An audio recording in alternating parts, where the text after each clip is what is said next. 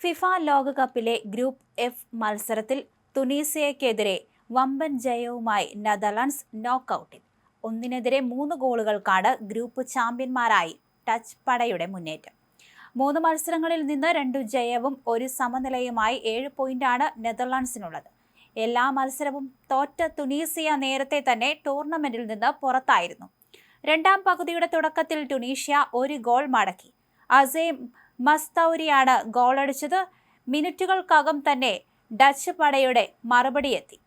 Van ഹെക്കാണ് scorer. അതോടെ 3-1 Netherlands ജയമുറപ്പിക്കുകയായിരുന്നു. പിന്നീട് മത്സരത്തിലേക്ക് തിരിച്ചുവരാൻ അവർക്കായില്ല. തോൽവിയോടെ ടീം പുറത്തായി. നെതർലൻഡ്സ് ഗ്രൂപ്പ് ജേതാക്കളായി അങ്ങനെ നോക്കൌട്ടിലേക്ക്. ഡച്ച് മുന്നേറ്റം തടയാനുള്ള ശ്രമത്തിനിടെ തുനീസിയൻ ക്യാപ്റ്റൻ ഏലിയാസ് സബ്ഗീരിയുടെ പക്കൽ നിന്നും പിറന്ന സെൽഫ് ഗോളിലാണ് നെതർലൻഡ്സ് ലീഡ് നേടിയത്. ആദ്യ ഗോളിന്റെ ഞെട്ടൽ മാറും മുൻപ് ഹോളണ്ട് രണ്ടാം ഗോളും നേടി. 7-ാം മിനിറ്റിൽ നായകൻ വിർജിൻ വാൻ ഡൈക്ക് നൽകിയ ഹെഡർ പാസിൽ നിന്ന് ബ്രയാൻ ബ്രോബി ബോക്സിന്റെ മധ്യഭാഗത്ത് നിന്ന് മികച്ചൊരു ഷോട്ടിലൂടെ പന്ത് വലയിലെത്തിച്ചു. ഇതോടെ ആദ്യ പകുതിയിൽ നെതർലൻഡ്സ് 2-0 മുന്നിലെത്തുകയായിരുന്നു.